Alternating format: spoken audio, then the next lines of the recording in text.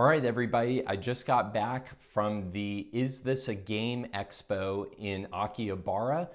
Stay tuned for some really weird and unusual board games as art footage. I'm not sure how much of the following footage you'll think is actual board games, but either way, really cool event put on by several board game publishers here in Japan. I'm also going to take you on a tour of two board game stores in Akihabara, Surugaya and Roll and Roll Station, which are both awesome options if you find yourself in Tokyo looking for board games. And finally, stay tuned to the very end of this video because I have a huge surprise from the Is This a Game Expo that I guarantee you'll want to stick around and find out what I brought back with me. Hey everybody, we're here at the Is This a Game exhibition in Akihabara. As you can see, it is packed in here as people try out the different games that are being displayed as an art exhibition, to include the new game from Oink Games, Void. Here it is. People are trying it out, and they've got copies for sale. All right, so this game is called Magnetic Force Touch. Here's the little info sign here with the title at the top. The premise behind this is a memory game, but using a special magnetic finger glove to sense the tiles inside of your box. So first you put each of the 4 tiles in your box, orient them any way you like, then you exchange boxes with your opponent, and then you use the magnetic finger glove to try and match exactly what your opponent placed inside of the box. So I'm about to have a showdown with my board game bud Jake. We're going to see who has the most deft magnetic fingers. All right, I think I guessed the way Jake ordered them, but it's a little difficult. I don't know how good my magnetic touch is, but I feel confident, so let's see. Oh, I got it. Look at that. Perfect. Ooh, so close. So close. He switched too. Woo, good game. All right, so this game is called Moku Soku Supermarket. And the rules, which I briefly translated via Google, seem to be saying that the creator is often annoyed when playing a new board game, it takes like 10 to 30 minutes just to learn the rules. So his intent was twofold. One, to make a game that would make people who don't normally play board games go, whoa, what's that? And this display definitely accomplishes that.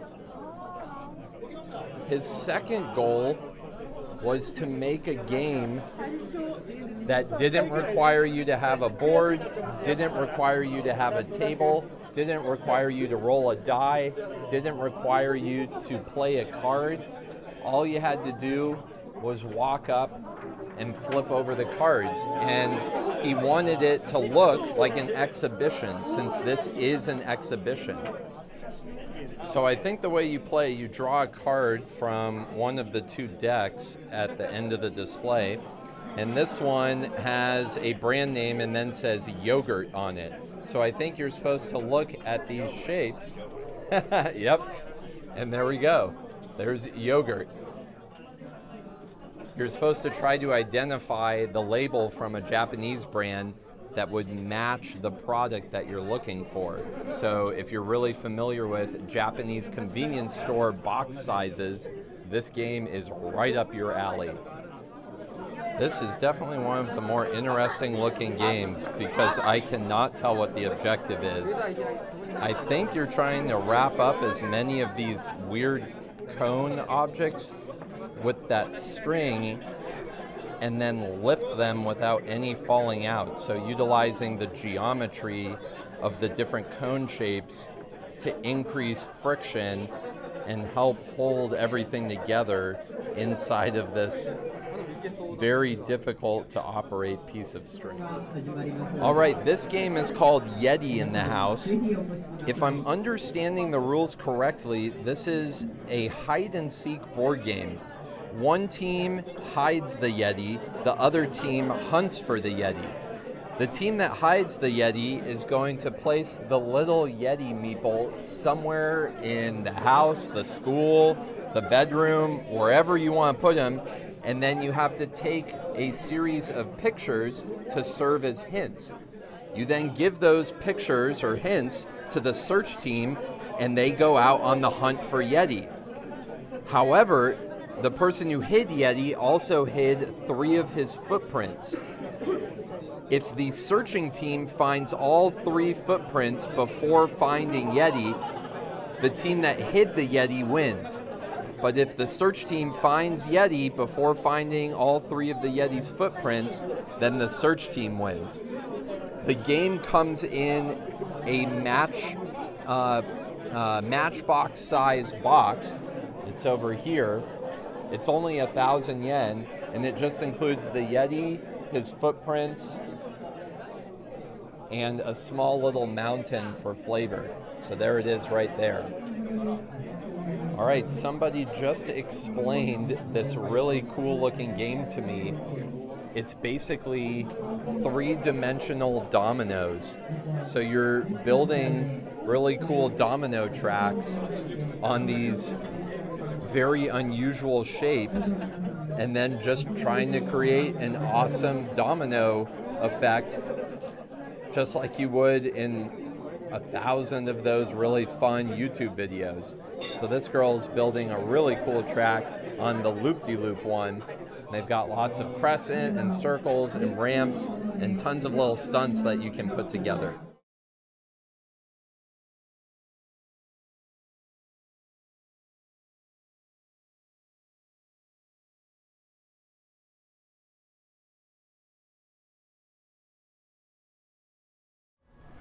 Okay, this is my first recommendation for board game stores in Akihabara.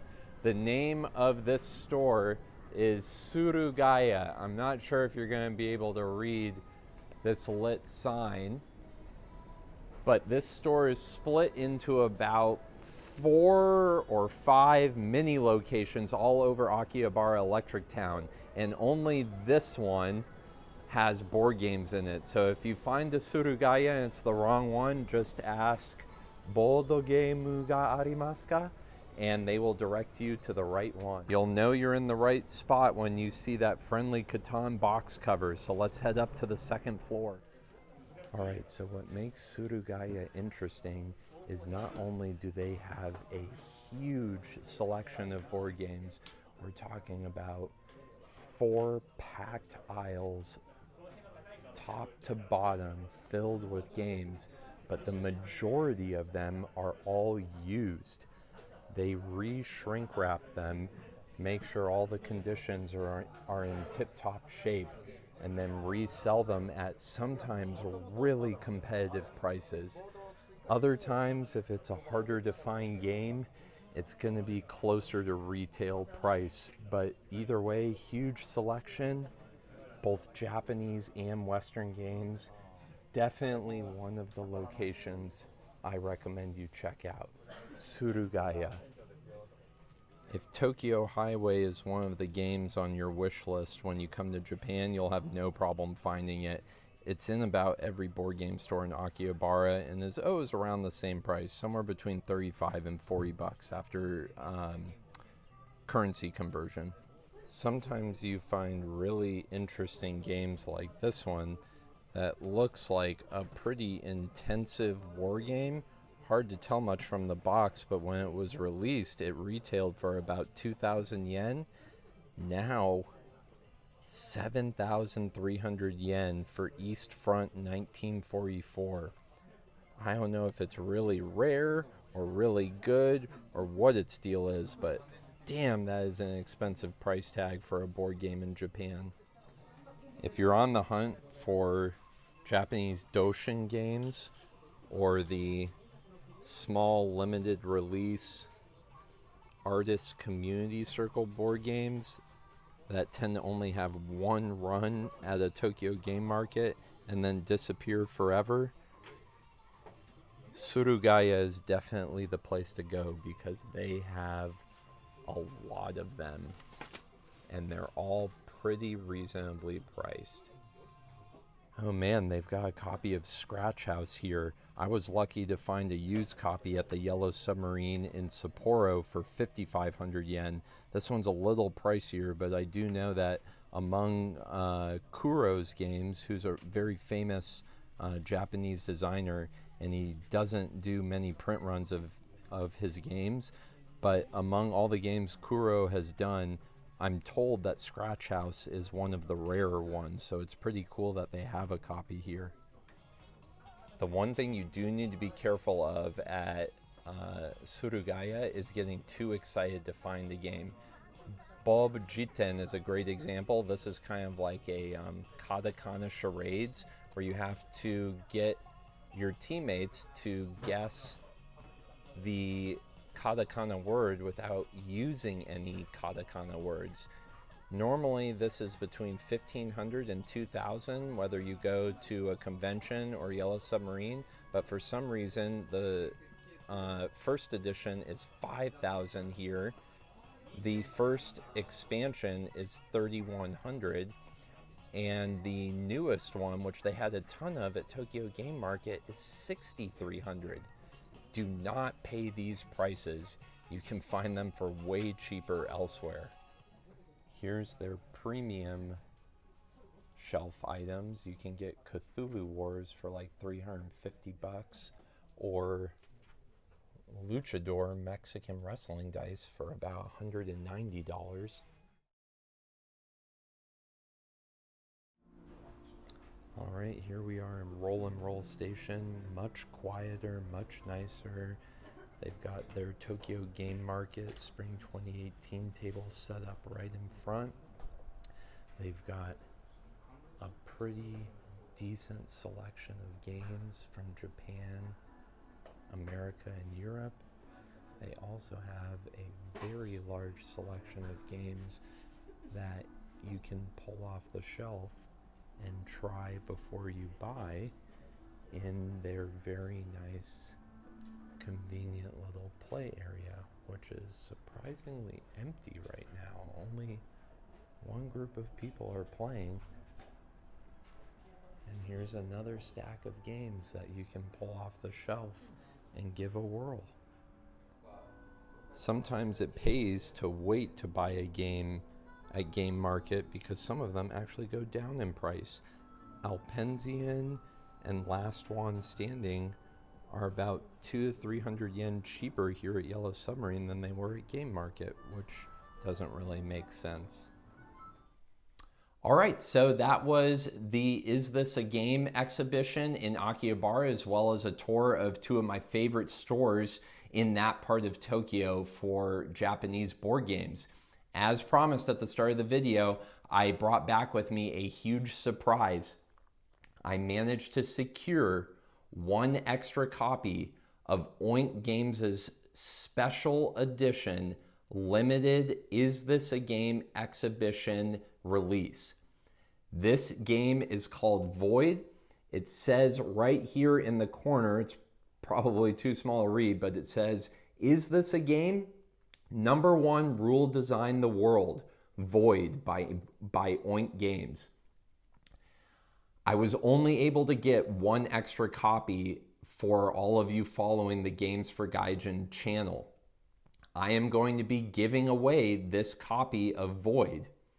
Now, part of the exhibition, and Oink Games put this all over their Twitter, is they don't want anybody knowing what type of board game this is without playing it first. So I will not be spoiling the rules, the mechanics, or anything about this game. The one hint I will give is that It is extremely artistic and avant-garde. So not your conventional board game.